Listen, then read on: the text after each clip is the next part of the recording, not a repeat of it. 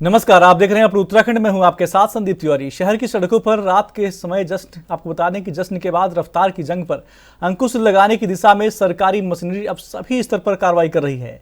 दूर में कोई भी बार रात 11 बजे के बाद न खुल पाएगा, इसके लिए कड़े कदम उठाए जा रहे हैं। तत्कालीन आबकारी आयुक्त ने अगस्त 2024 के आदेश के क्रम में होटल हयात को 28 अक्टूबर 2024 को निर्धारित रात 11 बजे के बाद बार खोलने के लिए 12 घंटे का अतिरिक्त समय दिया गया था। आपको बता दें कि ओएनजीसी चौक पर इनोवा कार हादसे में 6 युवक युवतियों के जान गंवाने के बाद देर रात के बेकाबू जश्न पर अंकुश लगाने की दिशा में कड़े कदम उठाए गए हैं। रात 11 बजे के बाद खुले 3 बार का लाइसेंस जिलाधिकारी के आदेश पर 15 दिन के लिए निलंबित कर दिया गया था। अधिकारी सबिन बंसल ने बताया है कि 2 महीने पहले ही इसमें आबकारी कमीशन की तरफ से आदेश दिए गए थे। चार्ज लेने के बाद जैसे ही मामला मेरे संज्ञान में आया तो डीओ के कारण बताओ नोटिस जारी किया गया है। तो सर उसके पीछे की क्या वजह आपको? ये बात सत्य है कि एक्साइज कमिश्नर से अगस्त के लास्ट वीक में स्वीकृति आ गई थी। जब सितंबर में कार्यकाल ग्रहण करने के उपरांत 2 महीने के बाद ही पत्रावली प्रस्तुत हुई और ये विषय संज्ञान में आया कि इस तरह की एक्साइज कमिश्नर से अप्रूवल जिले में आई हुई है। उस बाबत शो कोज नोटिस दिया गया है डीईओ को। उसी समय जिस समय पत्रावली प्रस्तुत की गई थी उसमें विलंब का कारण पूछा गया है और कार्रवाई के लिए चेतावनी दी गई है और वो कारण स्पष्ट नहीं हो पाए थे, जिसकी सूचना एक्साइज मुख्यालय में भी दी गई थी। जैसे ही पत्रावली प्रस्तुत हुई थी, जैसे ही मैटर संज्ञान में आया था, क्योंकि एक एक्साइज कमिश्नर के द्वारा स्वीकृत कर दिया गया था, इसलिए administration is bound to formally issue that permission was already granted। लेकिन जो 2 महीने का विलंब है उसका कारण बताओ नोटिस उसी समय डीओ को दिया गया था and it was also informed to commissionerate.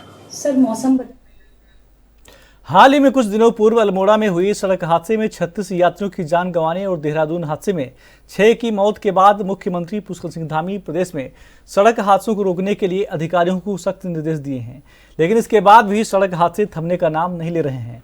ऐसा ही सड़क हादसा जसपुर के NH 74 राष्ट्रीय राजमार्ग के भगवंतपुर चौराहे के पास देखने को मिला, जहां घने कोहरे में तेज रफ्तार होने के चलते ट्रक और डीसीएम की आपस में भिड़ंत हो गई, मगर गनीमत यह रही कि दोनों वाहनों के चालकों की जान बच गई।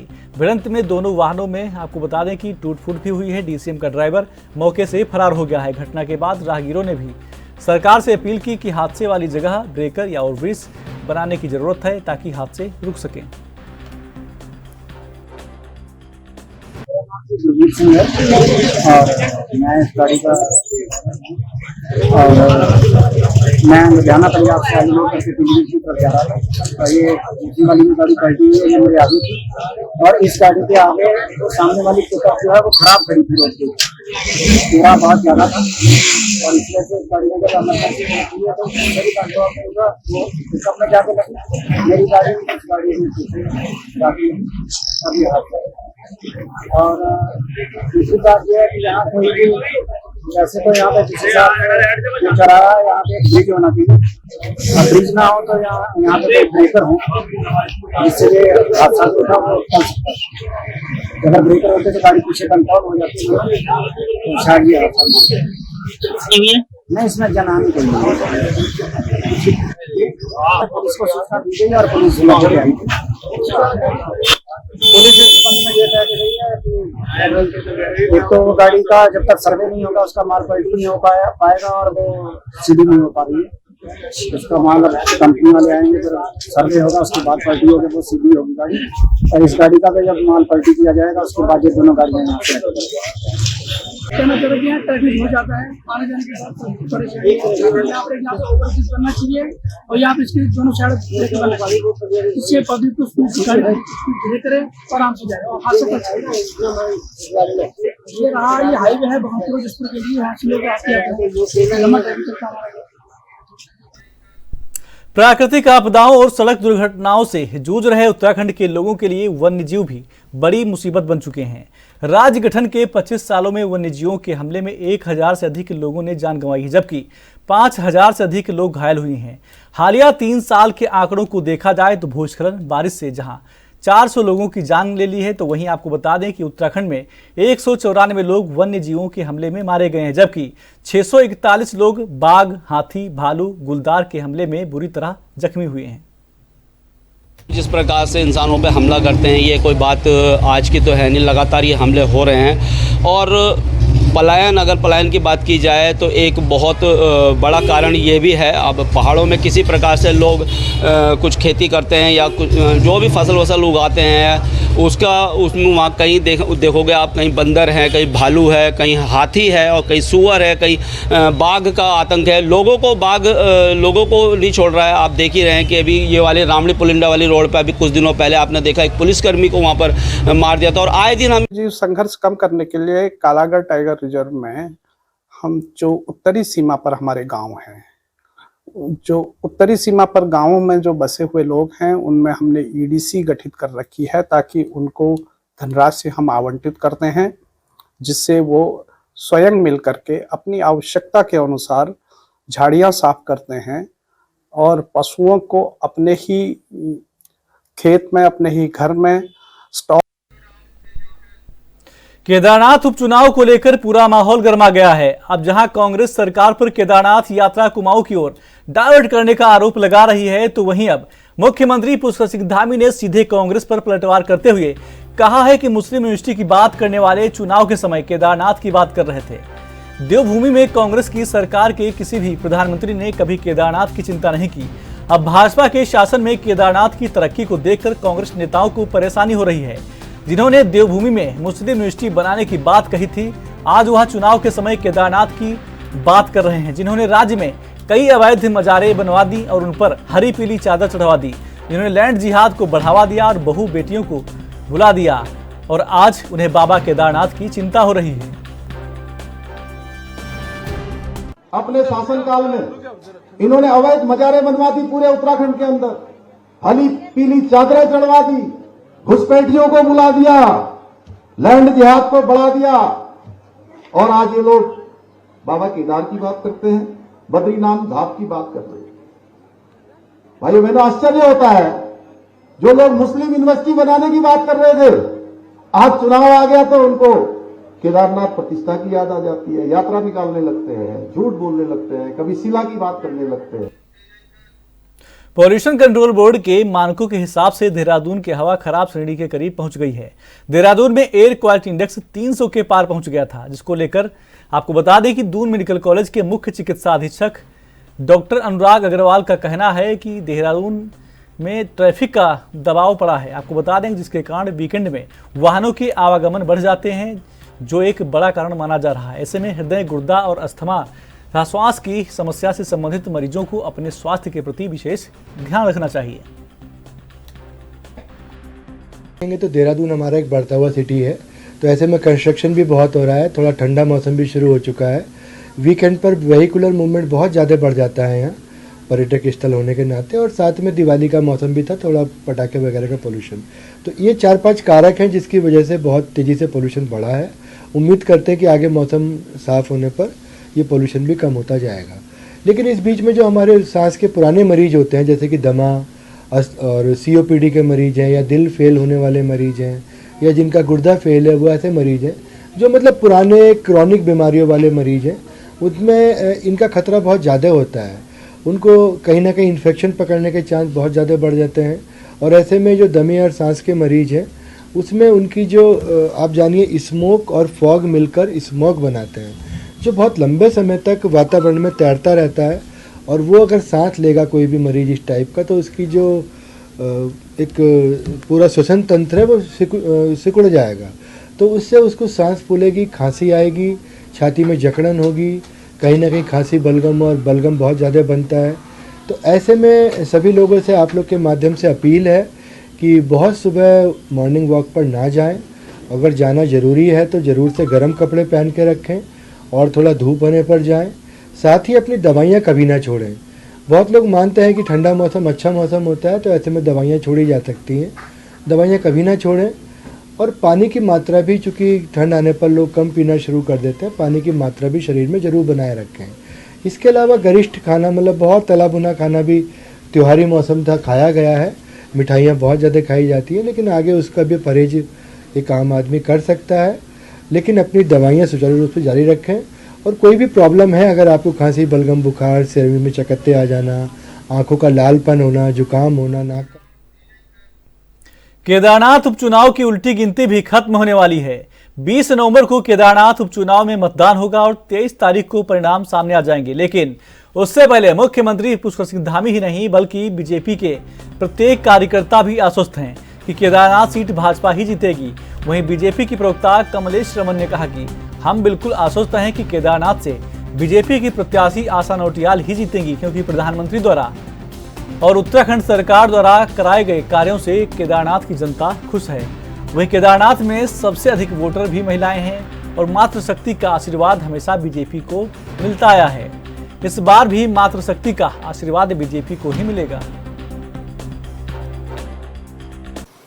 बिल्कुल, देखिए हम आश्वस्त हैं अपनी जीत को लेकर के, क्योंकि जिस तरीके से ऐतिहासिक निर्णय लेने का काम पुष्कर सिंह धामी जी ने किया है और उन योजनाओं को पहुंचाने का काम हमारे कार्यकर्ताओं ने किया है, जन जन तक उन योजनाओं को पहुंचाया है। जिस तरीके से केदारनाथ में यात्रा को सफल सुचारू रूप से चलाने का काम सरकार ने किया है, वहाँ पर जो है घर घर तक उन योजनाओं को पहुँचाने का काम किया, जो महिलाओं से संबंधित थी, युवाओं से संबंधित थी, बुजुर्गों से संबंधित थी, वहाँ तमाम सभी वर्गों को उन योजनाओं का लाभ मिल रहा है। और हमें भली भांति पता है इस बात का कि जो प्रबुद्ध जनता है केदारनाथ की, वो भारतीय जनता पार्टी को ही वोट करेगी, क्योंकि पिछली बार भी वहाँ पर भारतीय जनता पार्टी की हमारी विधायक रही शैला रानी रावत जी, और इस बार फिर जो हमारी पूर्व में विधायक रही आशा नौटियाल जी, उनको टिकट दिया गया। और महिलाएं, क्योंकि इस प्रदेश को बनाने का काम महिलाओं ने किया, और केदारनाथ में सबसे ज्यादा वोटर जो हमारी मातृशक्ति है, और हमें पूरा भरोसा है अपनी मातृशक्ति पर कि वो हमारी आशा नौटियाल जी के ऊपर भरोसा जताएगी, भारतीय जनता पार्टी की सरकार पर भरोसा जताएगी, और एक बार फिर वहाँ केदारनाथ सीट पर 20 तारीख को जब चुनाव होगा तो वहां की जनता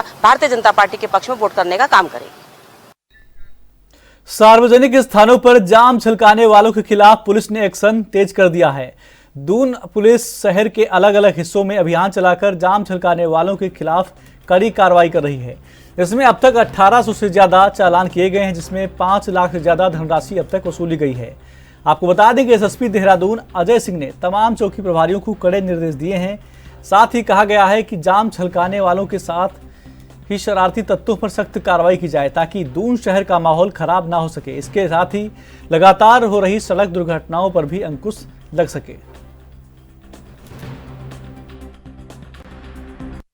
और कितना जुर्माना उसमें वसूला गया है? देखिए, ये जो सार्वजनिक स्थानों पर शराब पीने की शिकायत है, चूँकि आमजन जो उन रास्तों से जाते हैं, खासकर कभी टूरिस्ट जो बाहर से आते हैं, उनकी शिकायत रहती है, लोकल लोग की भी रहती है कि कुछ ऐसे स्थान हैं चिन्हित जहाँ पर लोग गाड़ियों में बैठकर या खुले स्थान पर शराब या मदिरा सेवन करते हैं, और जिससे आमजनों को भी असुविधा होती है। खास इसमें कोई झगड़े होने की संभावना भी रहती है, टोका टोकी में हॉट टॉक्स भी होती है, जिसको देखते हुए लगातार ऐसे इलाकों में जो शहर के आउटर इलाके जहाँ पे से शिकायतें थी, लगातार अभियान हमारा चल रहा है। और अभी हमने जो इस अभियान के तहत 1894 लोग का इसमें चालान किया, 5,85,000 रुपये का जुर्माना भी लगा है।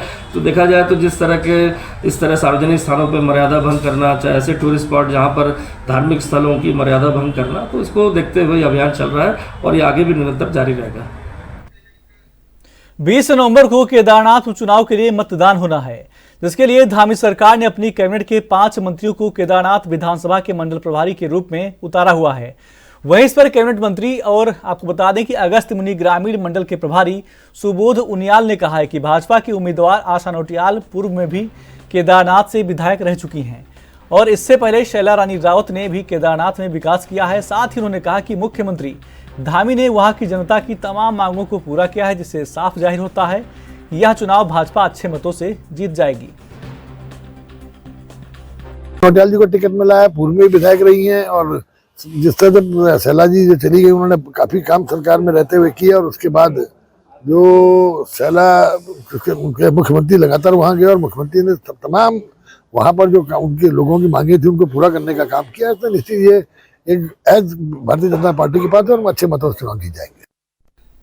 कैबिनेट मंत्री गणेश जोशी ने केदारनाथ विधानसभा चुनाव प्रचार के निमित्त आपको बता दें कि सतेरा खाल ग्राम पंचायत और अगस्त मुनि के ग्राम पंचायत जगोट और उखीमठ के पाली थापंज गांव गुप्तकाशी में जनसंपर्क कर कार्यक्रम में उपस्थित जन समूह और मातृशक्ति से भाजपा प्रत्याशी आशा नौटियाल के पक्ष में मतदान की अपील की। जनसंपर्क के दौरान अपने संबोधन में कैबिनेट मंत्री गणेश जोशी ने कहा कि प्रधानमंत्री मोदी का केदारनाथ से एक विशेष लगाव है।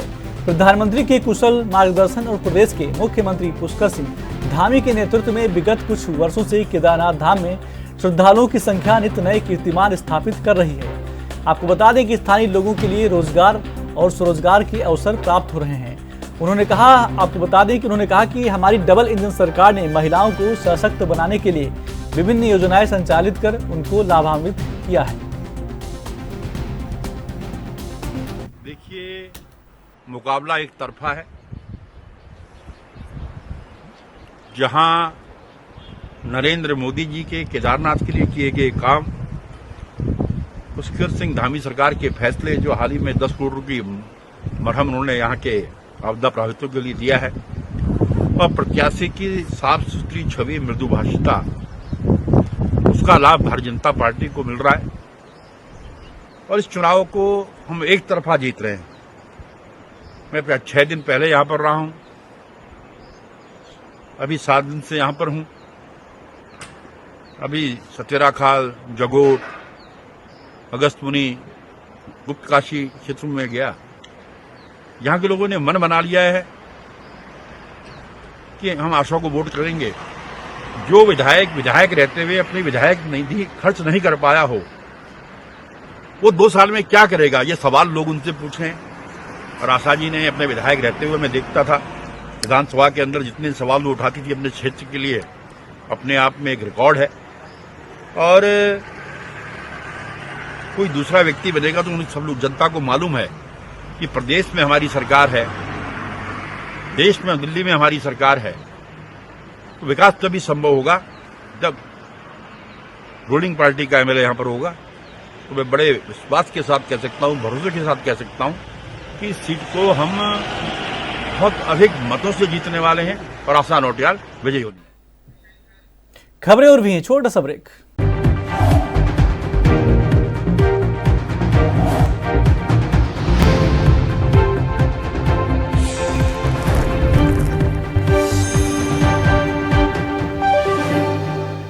ब्रेक के बाद स्वागत है आपका। खबरों में आगे बढ़ते हैं। केदारनाथ उपचुनाव में कांग्रेस का प्रचार भी जोरों पर है। प्रदेश अध्यक्ष करण माहरा समेत कांग्रेस के दिग्गज नेता हरीश रावत, यशपाल आर्य, गणेश गोदियाल, प्रीतम सिंह, भुवन कापड़ी और प्रदेश के ज्यादातर कांग्रेसी विधायक केदारनाथ में डेरा डाले हुए हैं और कांग्रेस उम्मीदवार मनोज राउत के पक्ष में वोट की अपील कर रहे हैं। कांग्रेस के प्रदेश अध्यक्ष करण माहरा केदारनाथ को लेकर सरकार पर प्रहार कर रहे हैं। कांग्रेस का दावा है कि जैसे मंगलौर और बद्रीनाथ में बीजेपी ने धूल चाटी है, वैसे ही केदारनाथ में भी बाबा बीजेपी को हराएंगे और जनता का आशीर्वाद कांग्रेस को मिलेगा। कांग्रेस प्रदेश अध्यक्ष करण माहरा का दावा है कि जनता बीजेपी की नीतियों से केदारनाथ में त्रस्त हो चुकी है और वहां की जनता भाजपा की नीतियों से परेशान है। जीत निश्चित ही कांग्रेस की होगी। चुनाव कांग्रेस जीत रही है। बीजेपी के कुशासन से लोग परेशान हैं। केदारनाथ यात्रा या चारधाम यात्रा को जिस तरीके से बीजेपी ने बर्बाद किया है पिछले 2-3 सालों में, उससे वहां का व्यापार घटा है और लोगों में खासी नाराजगी उस बात को लेकर है। अस्पताल और स्कूलों की हालात ठीक नहीं है। कंडी डंडी वाले परेशान हैं, घोड़े खच्चर वाले परेशान हैं, जिन्होंने गौरीकुंड से लेकर ऊपर तक दुकानें जो छोटे लोग लगाते थे, उन सबको बहुत नुकसान हुआ है। उनको 5,900 रुपये की पर्ची पहले काटी गई और 10,000 रुपये के चालान फॉरेस्ट ने उनके काटने का काम किया है, जो निश्चित ही दुर्भाग्यपूर्ण है। और इन सब चीजों को लेकर वहां नाराज। पूरे देश के साथ ही अल्मोड़ा में भी पशुओं की 21वीं गणना की प्रक्रिया शुरू हो चुकी है। इस गणना के लिए जिले में 7 टीमें गठित हो गई हैं, जिनका नेतृत्व 15 सुपरवाइजर करेंगे। फरवरी 2025 तक चलने वाली इस गणना में सरकारी कर्मचारी घर घर जाकर पशुओं की संख्या का आकलन करेंगे। आपको बता दें कि मुख्य पशु चिकित्सा अधिकारी योगेश अग्रवाल के अनुसार इस गणना के माध्यम से पशुपालकों के लिए सरकारी योजनाओं और स्वरोजगार योजनाओं को प्रभावी ढंग से लागू किया जा सकेगा। उन्होंने बताया कि गणना के आंकड़ों का उपयोग पशुओं के रखरखाव और देखभाल से संबंधित योजनाओं के निर्माण सुधार में किया जाएगा, जिससे ग्रामीण क्षेत्रों में पशुपालन को बढ़ावा मिलेगा।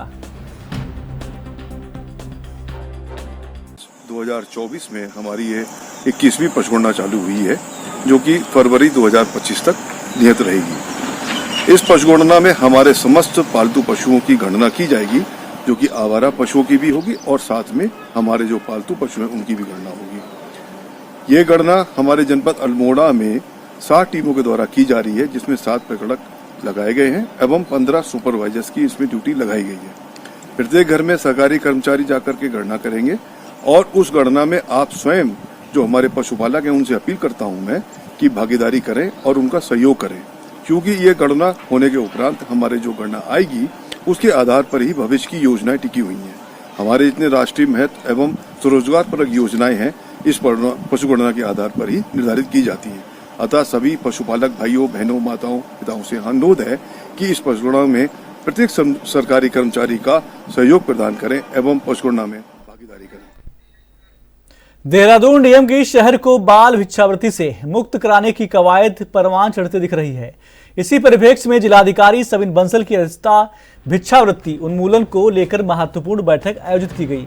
आपको बता दें कि मुख्य शिक्षा अधिकारी एवं जिला प्रोबेशन अधिकारी द्वारा विगत सप्ताह से भिक्षावृत्ति से रेस्क्यू किए जाने वाले बच्चों हेतु तैयार किए गए माइक्रो प्लान को जिलाधिकारी ने अनुमोदन दे दिया है। इसी दौरान रेस्क्यू किए जाने वाले बच्चों की आपको बता दें कि इंटेंसिव केयर शेल्टर में उचित माहौल उपलब्ध कराने हेतु 3 सामाजिक संगठनों आसरा दिया जाएगा। आपको बता दें कि वर्तमान में भिक्षावृत्ति पर रोक लगाने हेतु निरंतर ऑपरेशन चलाते हुए बच्चों को रेस्क्यू किया जा रहा है। 12 होमगार्ड की अलग अलग चौराहों पर रोस्टर वार ड्यूटी लगाई गई है। वाहन द्वारा भिक्षावृत्ति करते बच्चों को रेस्क्यू किया जा रहा है। हमारी डिस्ट्रिक्ट चाइल्ड वेलफेयर कमेटी की मीटिंग ऑर्गेनाइज की गई थी, जिसमें एंटी चाइल्ड बैगिंग को लेके जो विगत सप्ताहों से हमारा कार्य चल रहा था तो वो पूर्ण हो गया है और जो उसका माइक्रो प्लान है वो आज अप्रूव हो गया है कि किस तरह से हम बच्चों को रिकवर करेंगे और तत्पश्चात उनको हम अपने इंटेंसिव केयर शेल्टर में लाकर ट्रांसफॉर्म करेंगे फॉर अ फ्यू वीक्स और मंथ्स, कि जिससे उनका जो एक बिहेवियरल चेंज है, जो एक उनका एफिनिटी है टुवर्ड स्टडीज़, वो हम बढ़ा सकें और फिर फॉर्मल एजुकेशन से उनको लिंक कर सकें।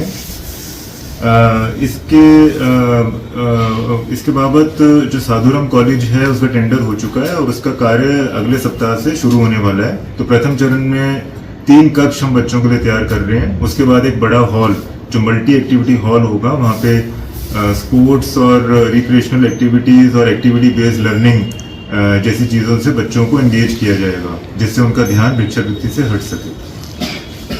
तो वो अगले सप्ताह से हमारा कार्य प्रारंभ हो जाएगा।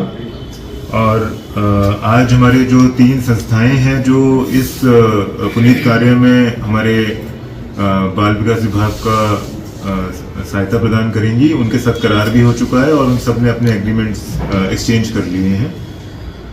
हमारे व्हीकल्स भी आ चुके हैं जनपद में और डीपीओ उनको रेडी करवा रही हैं for flagging off by honourable CM.